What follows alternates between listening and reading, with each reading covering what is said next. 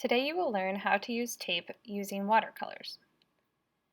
First, let's go ahead and set up our studio space. You will need a half cup of water, a paintbrush, masking tape, paper, scissors, and a watercolor tray. Pause the video now if you need time to set up your studio space. First, you're going to take your masking tape and tear a piece of masking tape about as long as your paper. Then go ahead and stick it on one end to the table, and you're going to cut that in half. By cutting our tape in half, we can make the tape lines a little bit thinner than normal. You could also use the full piece of tape, but just know that your white areas on your paper are going to be bigger then. So I'm cutting straight down the middle. It can be an almost straight line. And when it gets hard to cut, you could go ahead and cut it off. Place your strips of tape by your paper, and then go ahead and do this again so that you have at least 4 or 6 or 8 pieces of tape.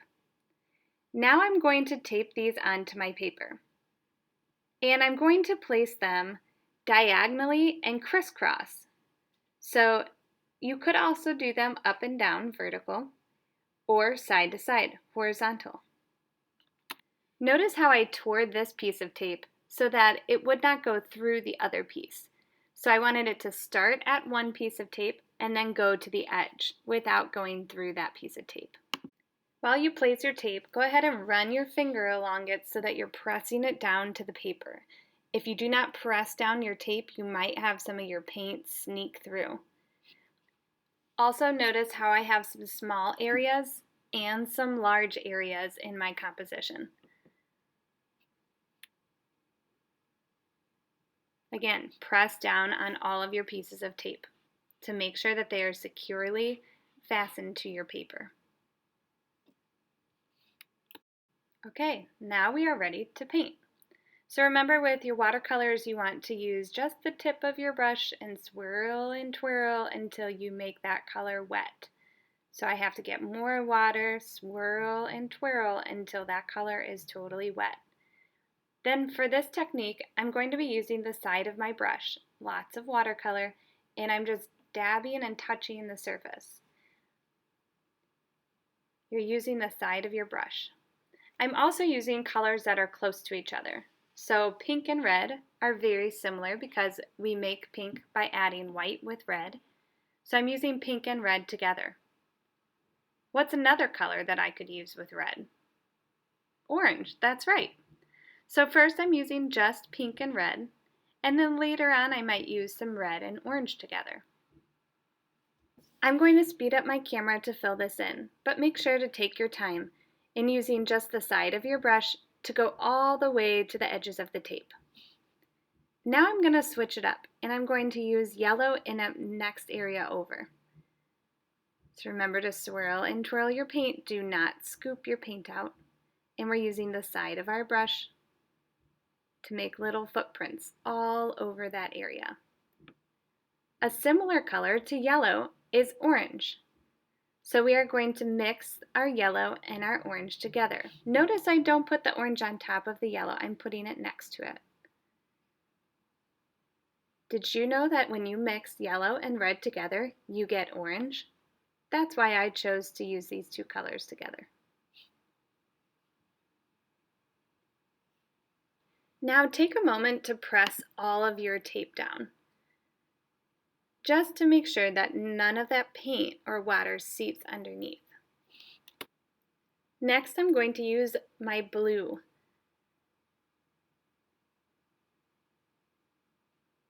What's a color that we could pair with blue? Green, that's right. When we mix blue and yellow together, we get green. So I'm choosing to put blue and green together. You're going to fill in all of your spaces this same way, choosing colors that are close to each other on the color wheel or on your color palette. Here I'm using purple, and I can fade that into blue.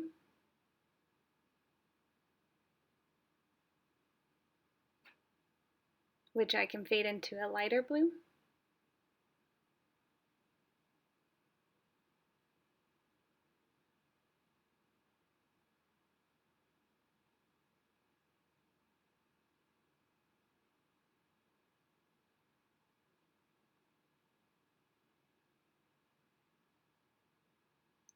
Red and purple can mix because we make purple using red and blue.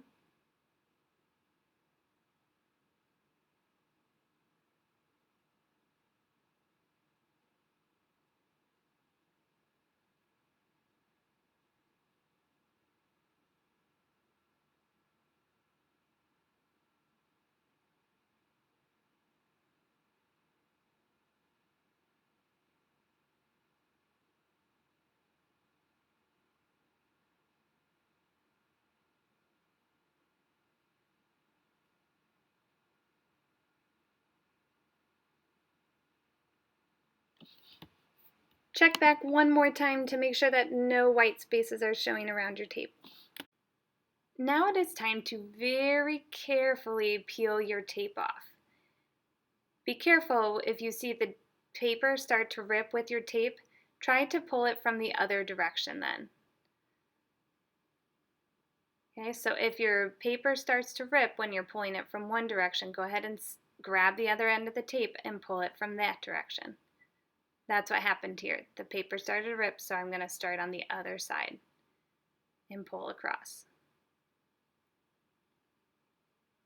Notice that I'm putting my finger on the white part so that it does not get inside the wet paint.